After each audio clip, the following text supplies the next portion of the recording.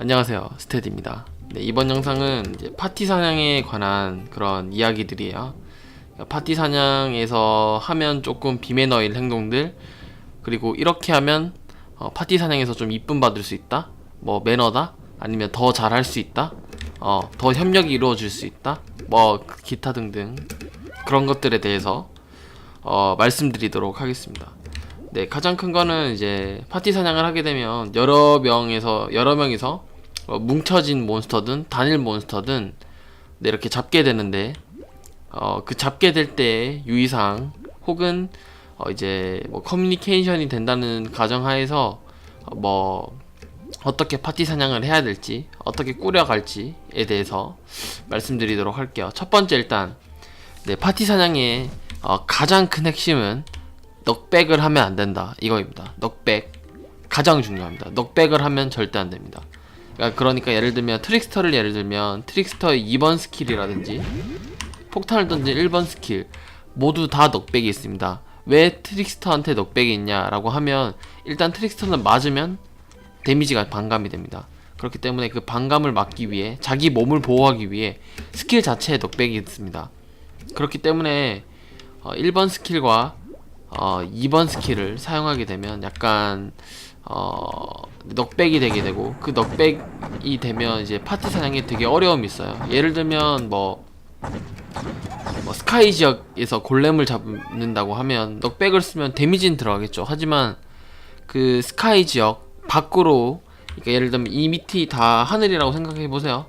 여기 몬스터가 있고 제가 여기 있어요. 그럼 여기서 데미지를 넣는다고 1번 스킬을 막 쓰게 되면 몬스터가 뒤로 튕겨서 하늘로 떨어지거나, 아니면 뭐 이렇게 막 핑이 튀듯이 막 몬스터가 막 이렇게 순간 이동할 때가 있어요.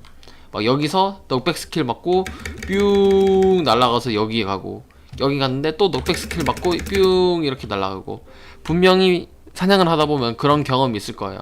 근데 혼자 솔프를 한다고 하면 뭐 넉백이 되든 말든 자기 혼자 사냥하고 그 모든 책임이 자기한테 있기 때문에, 그리고 그 뒤이어진 그런 상황도 다 자기가 감당을 하기 때문에 상관이 없지만, 파티 사냥은 좀 그게 혼자 하는 게 아니라 같이 하는 거니까, 그 남들이 했던 네, 뭐 말인 줄 다 아시잖아요. 네, 다 같이 하기 때문에 약간 뭐 다 같이 좀 좋은 방향으로 하는 게 좋기 때문에 넉백 스킬은 안 쓰는 게 좋아요. 뭐 데미지를 잘 넣고 있다 여기서, 근데 갑자기 누군가 넉백 스킬을 썼어. 그러면 이렇게 막 뿡 튕겨 날아가는 거예요, 이렇게. 그러면 다시 여기서 많이 모여가지고, 여기서 5명이 있었어. 5명이서 파티 사냥을 하고 있어. 여기서 모여서 이렇게 때리고 있는데 누가 넉백 스킬을 썼어. 그러면 여기 있던 몬스터가 뿅 날아가서 여기에 도착했다. 그럼 여기 있던 5명은 다시까지 가야 돼요. 그럼 그까지 가는데 시간도 걸리거니와, 그리고 이제 그 사냥할 때 그런 효율적이지 못함이 발생되는 거죠. 그렇기 때문에 뭐 파티 사냥의 시작과 끝은 넉백을 하지 않고 그 한 자리, 그러니까 특히 구석 자리에 몰아넣어서 때리면 제일 좋죠. 거기서 때려 넣는 게 가장 좋다라는 게 첫 번째 거고요. 뭐 예를 들어 넉백 스킬에 대해서 설명을 드리면, 뭐 템에 아이템 중에 넉백이 붙어 있으면 당연히 넉백이 생기는 거고요. 그래서 넉백이 있는 템이 가장 가격이 쓰레기죠. 네. 특히 여기 바꿀 수 없는 세 번째, 네 번째 옵션, 이 넉백이 붙어 있는 경우에는 원래 가격의 한 80%에서 70%밖에 값어치를 하지 않고요. 왜냐면 당연히 넉백을 쓰지 않기 때문이죠. 솔플러한테도 넉백은 그렇게 좋지 않아요. 뭐 2방 맞고 죽는 몬스터가 있는데 한 방 때렸는데 저걸로 튕겼어. 그럼 내가 마우스를 다시 이까지 가야 되거든. 아니면 거리가 멀어져서 가까이 가서 다시 때려야 되거든. 그만큼 시간 손해가 있다는 거죠. 이 영상의 핵심적인 멘트 한 줄 요약을 하면, 넉백을 하지 말자 이고요. 넉백 스킬은 제가 뭐 대충은 알려드리겠는데, 자기의 캐릭터를 가지고 한번 스킬 실험을 해보세요.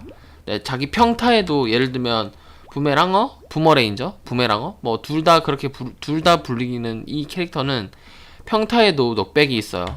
네, 자기도, 그러니까 막 그 채팅창으로 넉백하지 말라라는 말을 누군가 하는데 그 모르는 경우가 있어요. 자기조차도 넉백을 하지 않는 거야. 나는 분명히 넉백 스킬을 쓰지 않는데 난 평탄만 치고 있어. 근데 왜 자꾸 넉백하지 말라 그러지? 아 누구야 누구냐고 하는데 자기야. 왜? 난 내가 내 스킬에 적대로 넉백이 있는지도 몰랐어 라는 사람들이 분명히 있어요.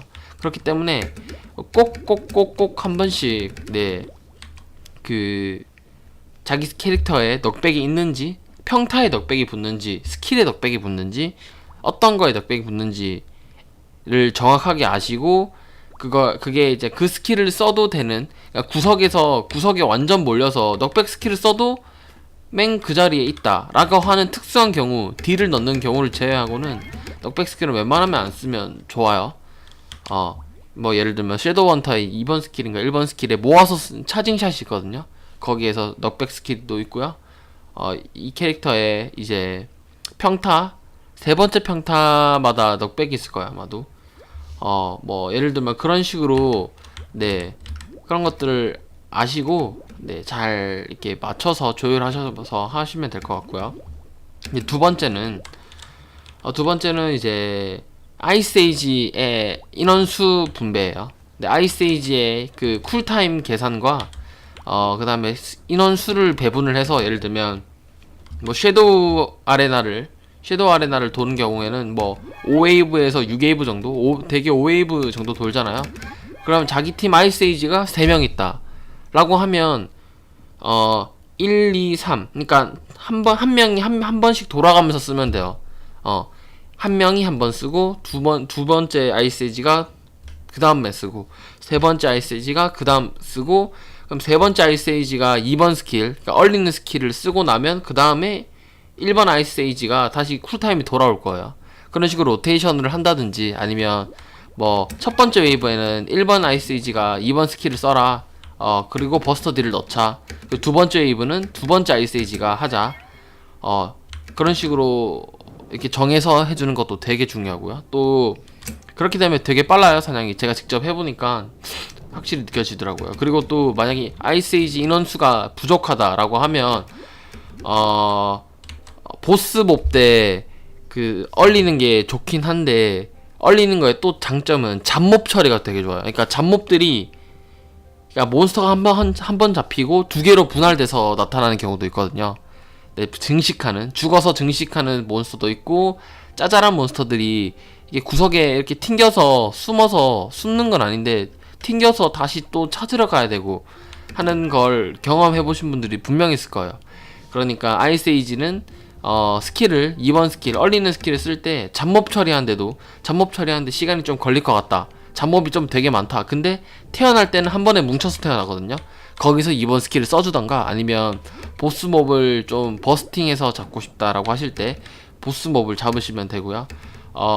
최종 보스몹이라고 하면 최종 보스몹, 섀도우 아레나 기준으로 5번째 웨이브, 마지막 웨이브 보스를 잡거나, 그 다음에 첫 번째나 두 번째 웨이브 때 잡몹들이 많을 때 아이스에이지 2번 스킬을 쓰는 경우가 되게 좋을 것 같아요. 예를 들면 네 번째 웨이브 같은 경우에는 2마리밖에 안 나오거든요. 뭐 풍차 돌리기 하는, 이렇게 자기 몸을 회전 바바리안 휠인데 돌리듯이 돌리면서 그렇게 스킬 쓰는 2마리짜리한테는 솔직히 뭐 마지막 보스처럼 체력이 높은 것도 아니고 뭐 개체수가 많아서 잡몹 처리하는데 귀찮은 것도 아니기 때문에, 네 번째 웨이브는 만약에 아이스에이지 인원수가 부족하다고 하면 네 번째 웨이브는 스킵 정도 하고 그 쿨타임 계산해서 마지막 보스 잡몹들 많은 웨이브 때 쓰시면 또 좋을 것 같아요. 그리고 기타 이제 뭐 매너, 파티 사냥의 매너라고 하면 툼레이저가 자식 농사라고 하는 걸 할 때까지 좀 기다려주는 게 매너예요. 제일 처음에 툼레이저가 지금 이 캐릭터에는 없긴 한데, 그러니까 예를 들면 그 오른쪽 클릭이 그 소환을 하는 거. 그 잡몹들, 잡몹들이라고 해야 되나? 그 짜잘한 해골들을 소환하고, 그 해골들이 쌓여서 2번 스킬을 쓰면 되게 큰 스켈레톤을 소환하는 식의 그런 메커니즘인데, 그 자식 농사라고 하는 작은 몹들을 키워놓고 그 작은 해골들 쿨타임 다시 돌 때까지 걔네들을 힐을 해요, 평타로. 그 스켈레톤, 그러니까 툼레이저가 작은 해골을 평타를 쭉 하면 레이저를 쭉 쏘고 있거든요. 걔네가 힐을 하는 거예요. 그렇기 때문에 그 힐을 받으면서 생명률 연장시켜서 한 5마리에서 6마리 정도까지 소환을 하고 2번 스킬을 소환하면 엄청나게 센 그 해골 스켈레톤이 툼레이저가 소환할 수 있기 때문에 이런 작은 몬스터 6마리를 모을 때까지 2번 그러니까 큰 스켈레톤을 소환할 때까지 조금 기다려주고 나서 메인 탱커나 메인 뭐 딜러가 그 섀도우 아레나를 예를 들면 뭐 이렇게 딱 클릭을 해서 연다든지 네, 그런 식으로 해주면 좋을 것 같아요. 그리고 또 파티 사냥의 팁 중에 하나가 또 예를 들면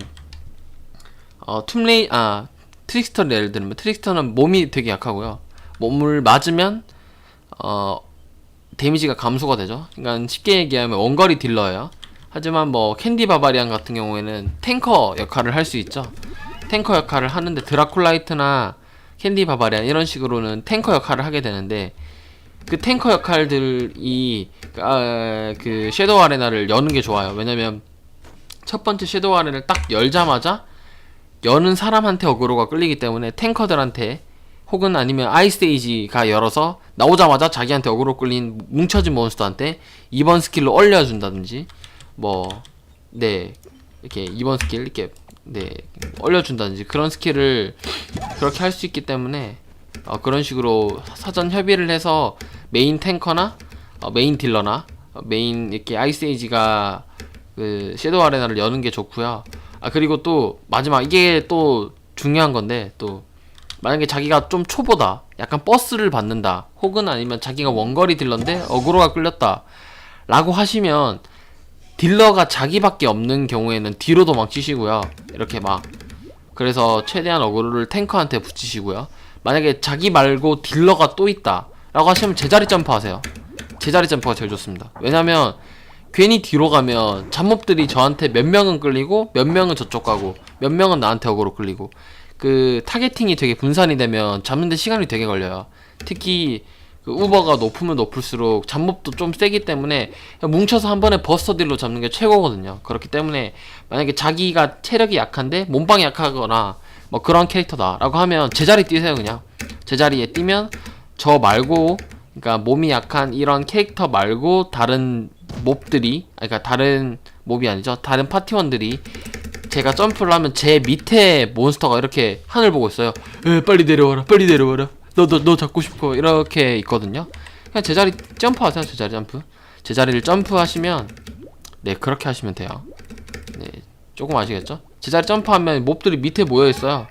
그렇기 때문에 그 팀들이 훨씬 더 사냥을 수월하게 할 수 있죠. 네, 일단 여기까지 뭐 파티 사냥에 대한 그런 팁과 그리고 좀 매너 조금 더 잘할 수 있는 그런 여러가지 요령들에 대해서 좀 알려드렸어요. 유튜브 구독하게 해주시면 되게 감사할 것 같고요. 또 다음 트로브 영상으로 또 다른 팁으로 또 찾아뵙도록 하겠습니다. 여러분들 네 봐주셔서 감사합니다. 다음에 봬요. 빠이빠이.